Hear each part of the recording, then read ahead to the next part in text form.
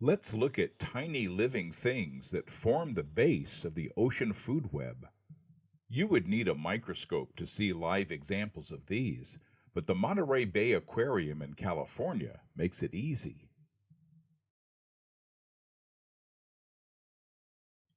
The general name for these is plankton. They live by the millions in the ocean. This interactive display at the aquarium allows visitors to see these microscopic creatures on a large display screen.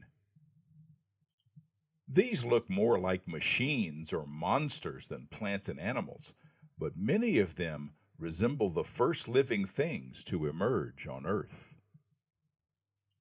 Visitors can spin the display to see all sides of the objects.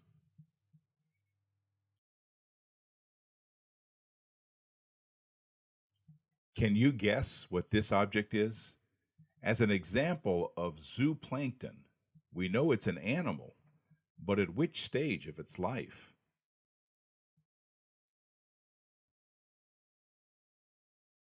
How about this one? You won't see one of these without a microscope, yet you likely swam with them if you swam in the ocean. It's the larva of a type of worm. By itself, this creature doesn't provide much nutrition, but remember that these plankton exist in huge numbers out in the ocean. Take a look at this one and see if you can tell what it is. Does its shape remind you of something you've seen in nature? Keep your eyes on the top of the screen. You'll soon see the identity of this zooplankton. It's the larva of a snail. As we've seen, the larva stage of some animals have little resemblance to that animal in its adult stage.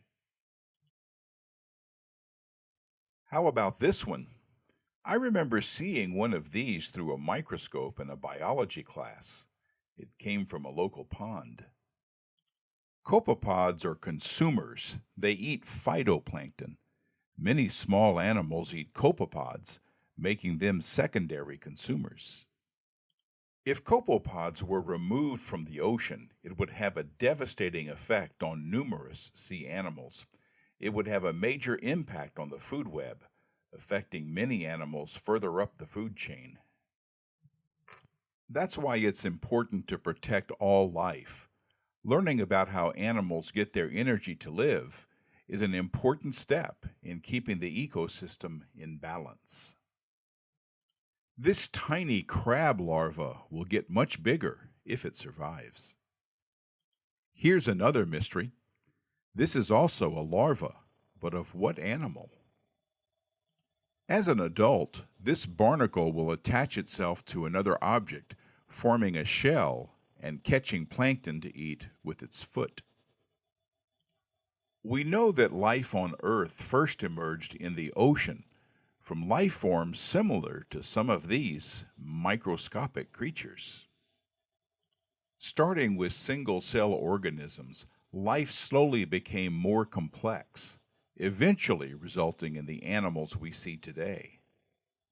Single cells cooperated with other single cells to form some of the strange-looking plankton we've seen today. Even as more complex life forms, plankton are essential to powering the great diversity of life we see in the oceans. Seen from all sides, we can learn to appreciate these fascinating organisms. You're watching Ramping Up Your English. This is segment 3 of episode 63. This book, Kin Come Ke, is published by Scholastic Books as a textbook.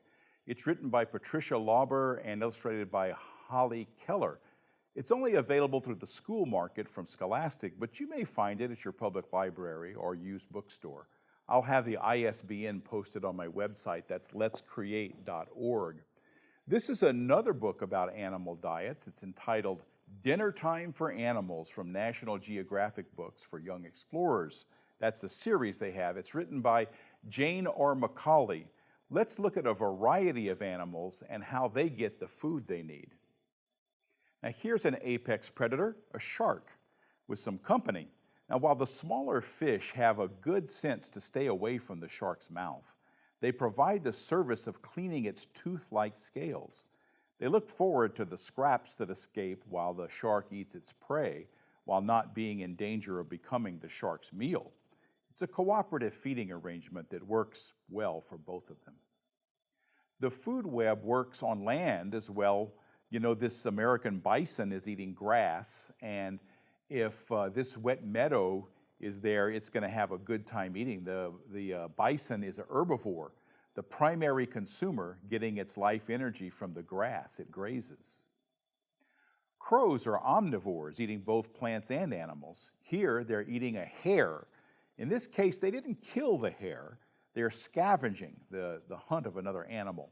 They're actually acting here as decomposers, helping getting rid of the body matter of a dead animal. Now, this brown bear can be said to be scavenging. Its main prey, migrating salmon, haven't started their spawning migration yet, so the bear searches for anything it can eat.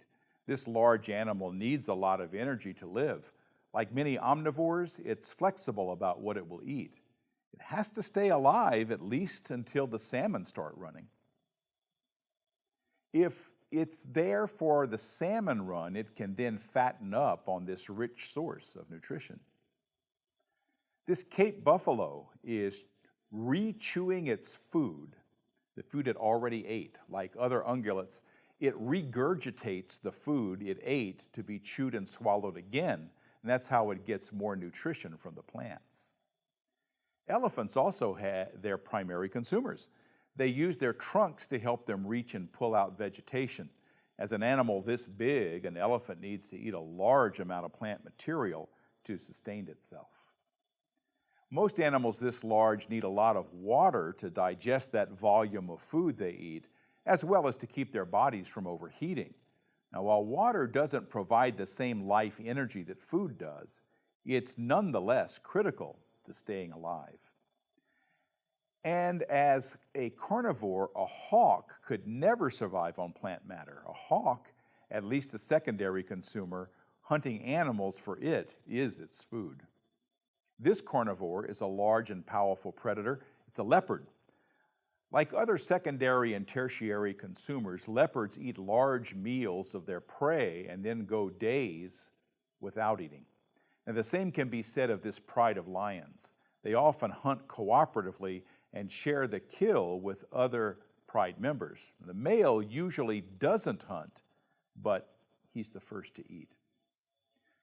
Like most predators, this red fox spends most of its time searching for prey. Predators rely not only on their prey, they rely upon the entire system that produces life energy and passes it along the food chain. A rhinoceros is a dangerous animal, but not because of being a predator. It's not. It's an herbivore. It eats plants. It must eat a lot of plants to survive. The greatest danger to the rhino is people. Another large animal that eats plants is the elk. Now, although large, some animals can survive and thrive eating only plants. As a primary consumer, elk must spend most of their time eating. It's no different for a moose. They are even larger than an elk. Moose are able to live on plants that live in the water.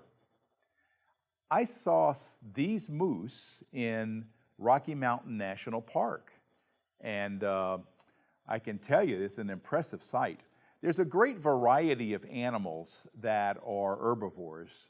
The moose, the swans, the beaver, the duck in the Yucatan are all herbivores. Like all animals, they have plants to thank for their lives. So let's see this little bit of video clip, if we could, of those animals in, I think I said Yucatan, but I meant to say the Yukon. This is nothing like the Yucatan. So we can see that moose, and we see the swans. If you look closely, you'll see the beaver swimming in front, and then you see these ducks going into the thing. So I hope this episode on animals, diets, doesn't make you too hungry. I want to thank my director, Denise Ross, and my talented and loyal crew, and I want to thank you, our viewers. All of you helped make this program an award winner. Join us next time for Ramping Up Your English. I'm John Letts. You've been watching Ramping Up Your English, a support program for intermediate level English language learners. Learn more. Visit our website at letscreate.org. You can also watch or download today's program at archive.org/details/roadtv. Join us next time on RBTV Voices for Ramping Up Your English.